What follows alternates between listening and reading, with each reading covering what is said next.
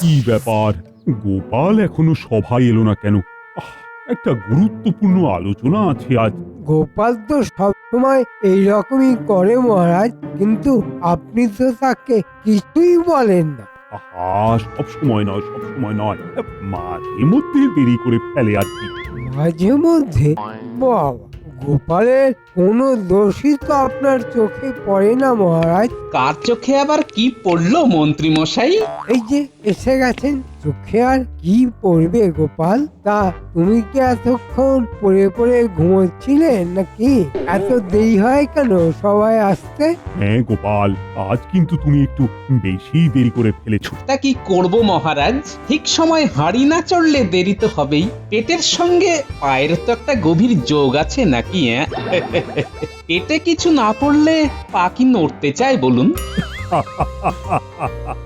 তা যা বলেছো গোপাল, ব্যাস, দুটো কথা বলেই মহারাজকে কেমন বশ করে নিল। তা গোপাল, আজ একটা গুরুত্বপূর্ণ আলোচনা আছে। কি আলোচনা মহারাজ? আর সামনেই তো শিবরাত্রি, তা এবারের পুজোটা কিভাবে হবে এই ব্যাপারেই সবার মতামত নিতে চাই। মানে যেমন ভাবে হয় তেমন ভাবে হোক না মহারাজ। আর পুজোর বাজারপাতি সব আমি আনবো এখন। হ্যাঁ, তবেই তো বাজার করার অর্থ থেকে কিছু নিজের পকেটে ঢোকাতে সুবিধে হবে, তাই না? এই এই সাবধানে কথা বলো কিন্তু গোপাল, খুব বাড়াবাড়ি হয়ে যাচ্ছে কিন্তু। শুনেছিলাম সত্যি কথা খুব গায়ে লাগে, আজ আপনাকে দেখে তার চাক্ষুষ প্রমাণ পেলাম। গোপাল, আমি কিন্তু আবার শুরু করলে তোমরা? থামো থামো থামো তো, সব সময় শুধু বাচ্চাদের মতো ছক। তার থেকে বরং শিবরাত্রির পুজো নিয়ে কথা বলো। মহারাজ, এমনি পূজা তো প্রতি বছরই হয়, তার থেকে আমরা যদি এই বছর নতুন কিছু করি, মানে নতুন কোনো ভাবে পুজো করি। বেশ তো, তা কিভাবে কি করা যায় বলো? কেউ কোনো নতুন উপায় দাও। মহারাজ, আমরা যদি অনেক বড় একটা শিব ঠাকুরের মূর্তি করি তাহলে কেমন হয়? অনেক বড় মানে কত বড়? এই এই ধরুন, এক নারকেল গাছ লম্বা, বেশ এক নতুনত্ব ব্যাপার হবে। তা হবে, কিন্তু এখন এইটুকু সময়ের মধ্যে অত বড় মূর্তি করা কি সম্ভব হবে? না না না, রাজপুরোহিত, এটা করা যাবে না। তাহলে মহারাজ যদি অনুমতি দেন, আজ বলি কথা খুলে পূজার চারিপাশ সাজানো যেতে পারে নানাবিধ ফুলে। সে তো প্রতি বছরই ফুল দিয়ে সাজানো হয়, তা এইটা আবার নতুন কি হলো? কি হে মন্ত্রী, তোমার মাথায় কোনো বুদ্ধি এলো নাকি? না, মানে মন্ত্রী মশাইয়ের মাথায় গোবর ছাড়া আর কিছু আছে নাকি? তাও আবার শুকিয়ে ঘুঁটে হয়ে গেছে। যাই হোক, আমার মাথায় একটা বুদ্ধি এসেছে মহারাজ। আরে বলো বলো, বলে ফেলো। বলছিলাম যে মহারাজ, এবারে যদি একটু অন্যরকম ভাবা যায় তাহলে কেমন হয় মহারাজ? বাহ বাহ বাহ বাহ বাহ, এ তো অতি উত্তম প্রস্তাব। এই তো গোপাল, এই না হলে গোপালের বুদ্ধি। তাহলে ব্যবস্থা করে ফেলো। ব্যবস্থা বলতে আমাদের মধ্যেই যদি কাউকে শিব হিসেবে দেখানো হয়। হ্যাঁ হলো, কিন্তু তোমাদের মধ্যে কি শিব সাজবে সেটা ঠিক করো আগে। আমি সাজবো মহারাজ, আমাকে শিব সাজালে খুব মানাবে। কানার নাম পদ্মলোচন, এরকম শুকনো সজনে ডাঁটার মতো শরীর নিয়ে শিব সাজবো, শখ কত! না না মন্ত্রী, গোপাল ঠিক কথাই বলেছে, তোমাকে শিব হিসেবে ঠিক মানাবে না। তাহলে আমি সাজবো মহারাজ। আমার বেশ ওই দশাশই চেহারা আছে, শিব ঠাকুর হিসাবে মানাবে ভালো, কি বলেন? সে মানাবে, কোনো সন্দেহ নেই তাতে, কিন্তু হঠাৎ রেগে যদি ত্রিশূল তুলে নাও হাতে।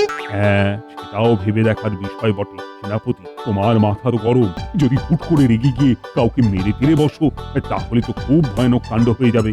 তার থেকে গোপাল, তুমি শিব সেরকম। আমি? হ্যাঁ তুমি, আর তোমাকে বেশ ভালোই মানাবে। জো হুকুম মহারাজ, হাজার হোক আপনার কথা তো আর ফেলতে পারি না। বেশ, আমার চেনা জানা একজনের ষাঁড় আছে, খুব ভদ্র, কাউকে কোনোদিনও গোতায়নি। সেই ষাঁড়কে নিয়ে আসবো ক্ষণ। জ্যান্ত শিব হবে, আর তার জ্যান্ত বাহন না হলে কি মানায়? বেশ বেশ, তবে তাই হোক। গোপাল, যাও যাও যাও, শিবের পোশাক বানাতে দাও। এই যাও। ও ও ও, এই না খরচপাতি।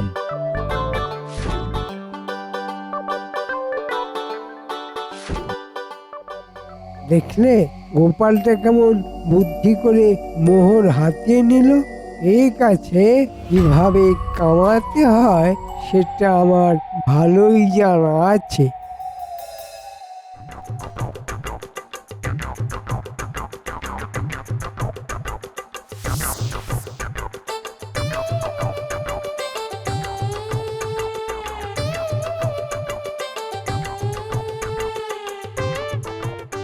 এই যে দর্জি মশাই, আরে আরে গোপাল দাদা, কি সৌভাগ্য আমার, তুমি আমার দোকানে। তা বলো বলো বলো, কিছু সেলাই করতে হবে নাকি বলো? না না, সেলাই নয়, সেলাই নয়, আজ তো একটা পোশাক বানাতে হবে, শিব ঠাকুরের পোশাক। ঠিক আছে, আমি বানিয়ে দেব, কিন্তু পরবে কে? কেন আমি পরবো? আমাকে শিব ঠাকুর হিসেবে খুব মন্দ লাগবে না, কি বলো? খুব ভালো লাগবে, খুব ভালো লাগবে। এসো এসো এসো এসো, আমি তোমার মাপটা নিয়ে নিয়ে এসো।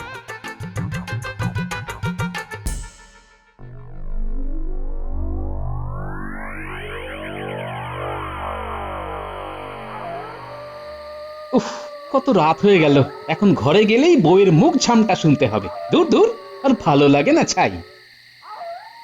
কোন বটা ঘাটা? আরে মন্ত্রী মশাই এত রাতে এই মানিক জোড়ের সাথে কি করছে? কেমন একটা রহস্যের গন্ধ পাচ্ছি। না, ব্যাপারটা খতিয়ে দেখতে হচ্ছে তো।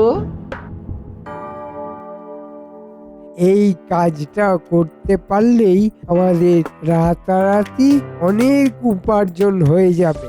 সে তো বুঝলাম মন্ত্রী মশাই, কিন্তু কাজটা কি একটু বুঝিয়ে বলুন তো। শিবরাত্রির দিন সবাই শিবের মাথায় দুধ ঢালতে আসবে, আর সেই দুধ বুঝেছি মন্ত্রী মশাই, বুঝেছি। গঙ্গা জলে গঙ্গা পুজো। আর ওই দুধ বিক্রি করে যা আয় হবে তার 60 ভাগ আমার আর 40 ভাগ তোদের। মাত্র 40 ভাগ? ইয়ে মানে আর একটু যদি বেশি হতো। না না, এর থেকে বেশি হবে না। বুদ্ধি আমার, তাই বেশি ভাগটাই আমার। ঠিক আছে মন্ত্রী মশাই, তাই হবে। হ্যাঁ, তোদের কাজটা কিন্তু খুব সাবধানে করতে হবে। ওই গোপাল যদি একবার টের পায় তাহলে সব পরিকল্পনায় ভেস্তে যাবে। ও নিয়ে আপনি চিন্তা করবেন না মন্ত্রী মশাই, আমরা দক্ষ হাতে মোক্ষ লাভ করব। তাছাড়া গোপাল তো ওই শিব সেজে মন্দিরে বসে থাকবে। বসে বসে আর কি বা করতে পারবে ওই গোপাল? তা ঠিক, কিন্তু তাও আমাদের সতর্ক থাকতে হবে, বুঝেছিস? বুঝেছি মন্ত্রী মশাই। আচ্ছা, এই ব্যাপার তাহলে। মতলবটা আমার কাছে পরিষ্কার। যত সব কুমতলব।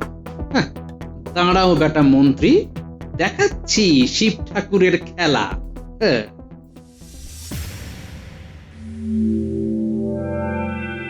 কি হে গোপাল, শিব ঠাকুরের পোশাক তৈরি তো? হ্যাঁ মহারাজ।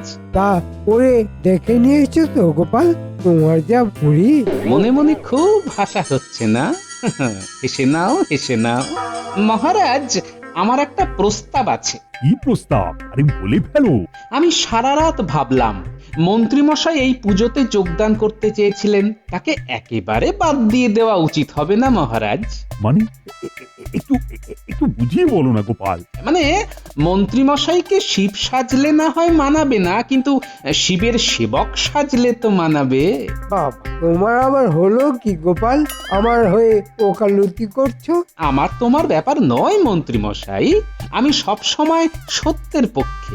আমার মনে হলো আপনি শুদ্ধ মনে এই পুজোতে থাকতে চান, তাই বললাম আর কি। হ্যাঁ, ঠিকই তো ঠিকই তো মন্ত্রী, এই প্রস্তাবটা কিন্তু খারাপ নয়, কি বলো? কিন্তু নয়, বরং এই প্রস্তাবে সাপে বর হলো। আমি সেবক সেজে মন্দিরেই থাকবো, আর আমার পরিকল্পনার গোটা ব্যাপারটাই কাছে থেকে পরিচালনা করতে পারবে। আমি রাজি মহারাজ, আমি শিবে সেবক হব। তাহলে সেবকের মতো সাজতে হবে, কিন্তু বাবার পছন্দ লাল চন্দনের টিকা, তার সাথে লাল বস্ত্র আর লাল উত্তরীয়। সে কোনো ব্যাপার নয় গোপাল, আমি একদম লালে লাল হয়ে মন্দিরে পৌঁছে যাবো। হ্যাঁ? এমন সাজবো তোমার থেকে লোকে আমার দিকে বেশি দেখবে। হ্যাঁ, সে তো দেখবেই। দেখবার মতো কাণ্ড ঘটলে দেখতে তো হবেই। তাহলে সবকিছুই ঠিকঠাক হয়ে গেল। গোপাল, তুমি কিন্তু তৈরি হয়ে ঠিক সময় মন্দিরে পৌঁছে যেও। জো হুকুম মহারাজ।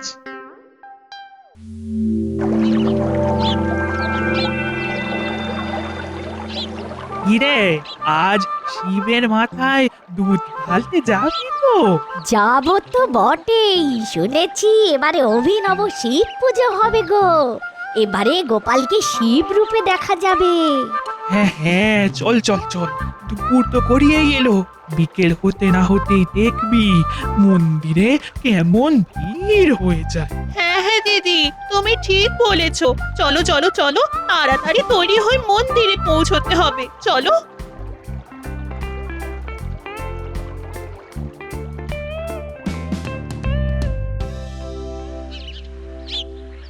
বাবা বাবা, শিব সাজতে তোমায় কি ভালো লাগছে গো? সে তো লাগবেই গিন্নি, সে তো লাগবেই।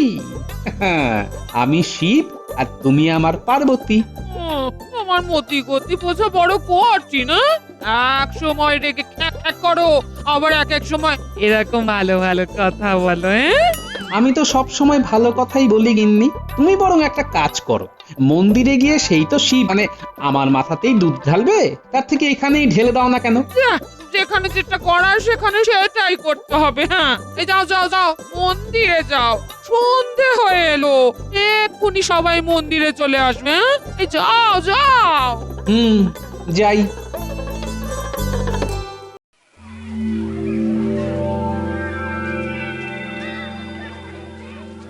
কি মোটা মোটা তোরাও লাল কাপড় পরে এসেছিস যে? আগে শুনলাম আপনিও লাল পরে আসছেন, তাই। হ্যাঁ, গুরুরা যা পড়বে শিষ্যরাও তো তাই পড়বে মন্ত্রী মশাই। বাহ, এই তো চাই। তোদের গুরু ভক্তি দেখে আমি মুগ্ধ। ঠিক আছে, এই ভক্তির উপহার স্বরূপ 60-40 নয়, বরং যা আমদানি হবে তার অর্ধেক আমার, অর্ধেক তোদের। মন্ত্রীমশাই, ওই তো মন্দিরের সামনে লোকজনের ভিড় জমে গেছে, এবার সবাই দুধ ঢালবে। আমরা তাহলে কাজ শুরু করে দিই। হ্যাঁ, শুরু করে দে বটা।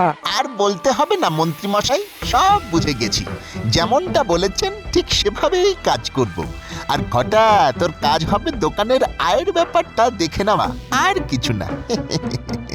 সে আর বলতে, এতে তো দুটো লাভ। একই দুধ বারবার বিক্রি করে আমাদের মোটা অর্থ উপার্জন হবে। একেই বলে এক ঢিলে দুই পাখি। হ্যাঁ,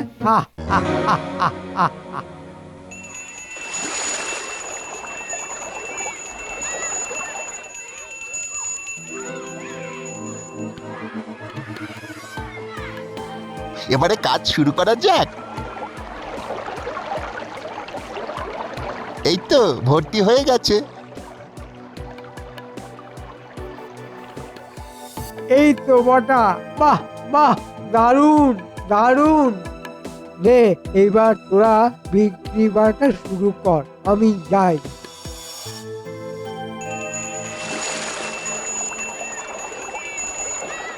দুধ নিয়ে যান, দুধ দুধ নিয়ে যান, একেবারে খাঁটি দুধ, টাটকা নিয়ে যাবেন আর বাবার মাথায় দেবেন। দুধ নিয়ে যান, দুধ দুধ নিয়ে যান, দুধ। বলি, দুধ ভালো তো? ভালো মানে একদম ভালো, যাকে বলে বাবার মাথায় ঢাললে মনোকামনা পূর্ণ হবেই হবে। ঠিক আছে ঠিক আছে, দাও দেখি।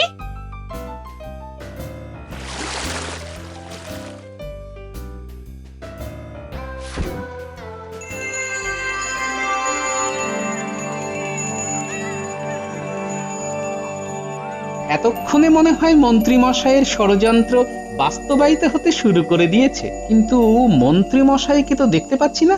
এই তো পুজো তো বেশ ভালোই চলছে দেখছি। হ্যাঁ হ্যাঁ, জমে উঠেছে পুজো। শিব সেজেছে গোপাল, মন্ত্রী মশাই শিবের সেবক, এমনই তার কপাল। মন্ত্রীর কথা শুনে মনে পড়লো, মন্ত্রী কই? এ কি শিবের সেবক কোনো অনুপস্থিত কেন? কি জানে মহারাজ, সেবক মনে হয় এখন নিজের পকেটের সেবায় ব্যস্ত। সবাই কি আর তোমার মতো নাকি গোপাল? আমি একটু রাজ্যের কাজে ব্যস্ত ছিলাম, তাই একটু দেরি হয়ে গেল। আমার কি আর কোনো কাজকর্ম নেই? সেই তো আপনি রাজ্যের মন্ত্রী বলে কথা। তাছাড়া এই লাল বস্ত্র উত্তরীয় নিজে পেতে পড়তেই তো দেরি হয়ে গেল। বাহ বাহ বাহ, মন্ত্রী এই লাল পোশাকে তোমায় কিন্তু বেশ লাগছে। হ্যাঁ, যেন একেবারে দানা ছাড়া পাকা লঙ্কা। দেখেছেন মহারাজ, গোপাল কেমন বাঁকা কথা বলতে শুরু করে দিয়েছে। ঠিক আছে, বাঁকা কথা আর কইব না। তবে আজ আপনি আমার অর্থাৎ শিবের সেবক।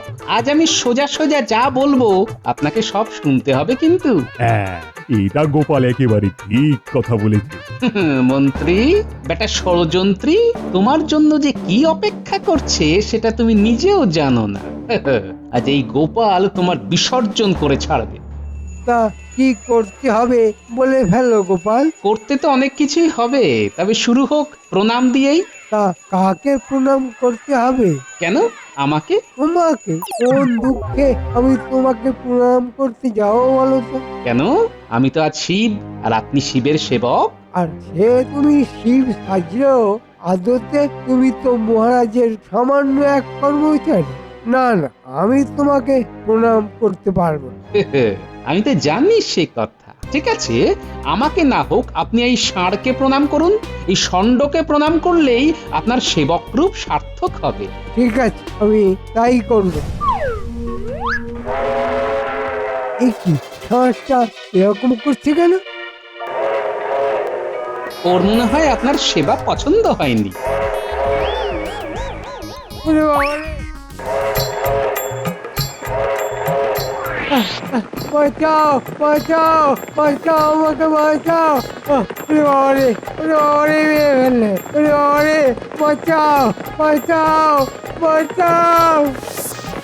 ওরে বাবা রে! বাঁচাও বাঁচাও বাঁচাও বাঁচাও! ও ও বাঁচাও! ওরে বাবা রে! ওরে বাবা রে! মেরে ফেললে রে! বাঁচাও বাঁচাও বাঁচাও! ও ওরে বাবা রে! আর বাঁচছি! ও ওরে বাবা রে! ওরে বাবা, মন্ত্রী মশাইকে তো ষাঁড়ে তাড়া করেছে। ওরে বাবা রে, কি করি যাই যাই দোকানের ভিতরে লুকিয়ে পড়ি। হ্যাঁ, এই ঘরটা আরে ও ওরে বাবা রে! ও ও ওরে বাবা রে! ওরে বাবা রে! আমাকেও নিয়ে চলে ওই ঘরটা। এই না না, আমাকে নিয়ে যা না। ওরে বাবা রে! মরে গেলাম। বাঁচাও বাঁচাও বাঁচাও বাঁচাও বাঁচাও বাঁচাও! ওরে বাবা রে! পেয়ে গেল, সব খুলে গেল। ও মারে! ও ওরে বাবা রে! ও বাবা গো, ও মা গো, পূজা, মরে গেলাম রে। ও বটা মরে গেলাম। এ কি হঠাৎ করে এমন কেন হলো? কিছুই তো বুঝতে পারছি না মহারাজ। এই ষাঁড় তো বড়ই শান্ত। এসব আমার বুদ্ধিতে হয়েছে মহারাজ। সেই জন্যই তো আমি মন্ত্রী মশাইকে লাল জামা কাপড় পরে আসতে বলেছিলাম, যাতে লাল দেখেই ষাঁড় বাবাজি রেগে লাল হয়ে যায়। সে কি? কিন্তু কেন? শুনুন তবে, মন্ত্রী মশাই এত রাতে এই মানিক জোরের সাথে কি করছে? কেমন একটা রহস্যের গন্ধ পাচ্ছি। না, ব্যাপারটা খতিয়ে দেখতে হচ্ছে তো। এই কাজটা করতে পারলেই আমাদের রাতারাতি অনেক উপার্জন হয়ে যাবে। সে তো বুঝলাম মন্ত্রী মশাই, কিন্তু কাজটা কি একটু বুঝিয়ে বলুন তো। শিবরাত্রির দিন সবাই শিবের মাথায় দুধ ঢালতে আসবে, আর সেই দুধ বুঝেছি মন্ত্রী মশাই, বুঝেছি। গঙ্গা জলে গঙ্গা পুজো। আর ওই দুধ বিক্রি করে যা আয় হবে তার 60 ভাগ আমার আর 40 ভাগ তোদের। ঠিক আছে মন্ত্রী মশাই, তাই হবে। হ্যাঁ, ওদের কাজটা কিন্তু খুব সাবধানে করতে হবে। ওই গোপাল যদি একবার টের পায় তাহলে সব পরিকল্পনায় ভেস্তে যাবে। ও নিয়ে আপনি চিন্তা করবেন না মন্ত্রী মশাই। তাছাড়া গোপাল তো ওই শিব সেজে মন্দিরে বসে থাকবে। বসে বসে আর কি বা করতে পারবে ওই গোপাল? তা ঠিক, কিন্তু তাও আমাদের সতর্ক থাকতে হবে, বুঝেছিস? বুঝেছি মন্ত্রী মশাই। আচ্ছা, এই ব্যাপার তাহলে। মতলবটা আমার কাছে পরিষ্কার। যত সব কুমতলব। হ্যাঁ, দাঁড়াও বেটা মন্ত্রী, দেখাচ্ছি শিব ঠাকুরের খেলা। সেই জন্যই আমি বুদ্ধি করে এই ঘটনা ঘটিয়েছি মহারাজ, যাতে ওই পাপের পথে শিব পুজো না হয়। বেশ করেছো গোপাল, একদম উচিত কাজ করেছো। সেনাপতি, ওই বেটা মন্ত্রী আর তার চাকরিদের ধরে গারদে পড়ো, আর সবাইকে বলে দাও ওই দোকান থেকে নেওয়া দুধ ফেলে দিতে যাও। গোপাল, তুমি সত্যি সেরা, তুমি এর পুরস্কার পাবে। এইভাবেই সব সময় বিপদের হাত থেকে আমাদের রক্ষা করো গোপাল। এটা তো আমার কাজ মহারাজ, তথাস্তু। জয় গোপালের জয়, জয় গোপালের জয়, জয় গোপালের জয়, জয় গোপালের জয়, জয় গোপালের জয় জয়। গোপালের জয়।